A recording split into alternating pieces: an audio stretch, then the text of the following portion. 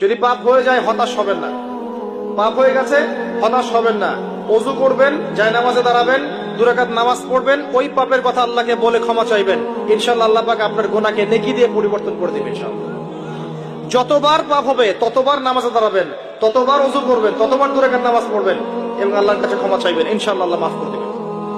শয়তান আপনাকে হতাশ করতে চাইবে, ফ্রাস্ট্রেট করতে চাইবে। আরে তুমি অন্যায় করেছো, এত বড় বড় পাপ করেছো, তুমি পর্নোগ্রাফি দেখো, তুমি মেয়ের সাথে জেনা করেছো, তুমি মদ খাও, তুমি এই করো, তুমি কিভাবে আল্লাহর সামনে দাঁড়াবে, কোন মুখ নিয়ে দাঁড়াবে? এগুলো শয়তানের ওয়াসওয়াসা। কার ওয়াসওয়াসা? আল্লাহ পাক ক্ষমা করতে করতে ক্লান্ত হবেন না, আপনি ক্ষমা চাইতে চাইতে ক্লান্ত হয়ে যাবেন ইনশাআল্লাহ। আল্লাহ পাক এমন গফুর রহিম। এক ব্যক্তি 99টা খুন করেছে। কয়টা? 99টা খুন করে এক আলেমের কাছে গিয়ে বলেছে যে আমার কি তওবা হবে? সে বলেছে না, তওবা হবে না। সে বলেছে কি তওবা হবে না। সে আলেম ছিল না, সে আবেদ ছিল। আবেদ মানে ইবাদত করতে বেশি বেশি, খুব বেশি জ্ঞান ছিল না। আমাদের মতো আমরা কিন্তু ইবাদত বেশি করি, জ্ঞান খুব কম। তো সে ছিল আবেদ, সে বলেছে না তওবা হবে না। তো ও বেটারেও কোপ দিয়ে 100টা খুন করে ফেলেছে, 100 ফিলাপ। এবার সে চিন্তা করছে যে আমি কি করব। আরেকজন আলেমের কাছে গিয়ে বলছে আমি 100টা খুন করেছি, তওবা হবে? এই আলেম সত্যিকারের আলেম ছিলেন, তিনি বলেন হ্যাঁ তওবা হবে, তুমি ইস্তেগফার করো এবং এই এলাকা থেকে চলে যাও, অন্য এলাকায় গিয়ে থাকো, অন্য একটা এলাকায় গিয়ে থাকো, এখানে তোমার স্মৃতি জড়িত আছে, অন্য জায়গায় হিজরত করে গিয়ে থাকো।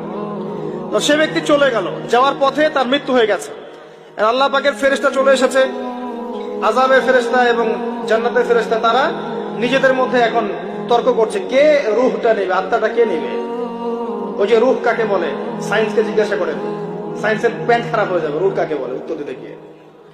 এখন আল্লাহ পাক এই বান্দাকে মাফ করতে চাচ্ছেন, তিনি কি করলেন? আল্লাহ পাক কৌশল করলেন।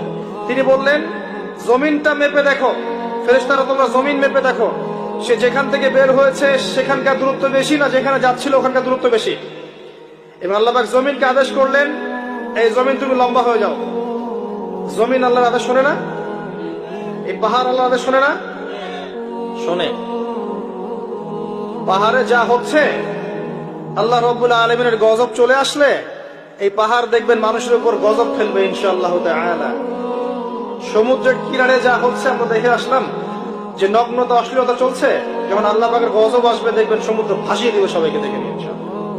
আল্লাহর আদেশ যখন চলে আসবে প্রকৃতি আল্লাহর কথা শুনবে। জমিনকে আল্লাহ বললেন লম্বা হয়ে যাও, জমিন লম্বা হয়ে গেল। এবার ফেরেশতারা মেপে দেখলো সে যেখানে যাচ্ছিল ওর পরিমাণটা বেশি। আল্লাহ পাক বললেন ওকে মাফ করে দাও, ওকে মাফ করে দাও। 100 খুন করেছে। কত খুন? এটা বলে আপনাকে আমি খুন করতে উৎসাহিত করছি না।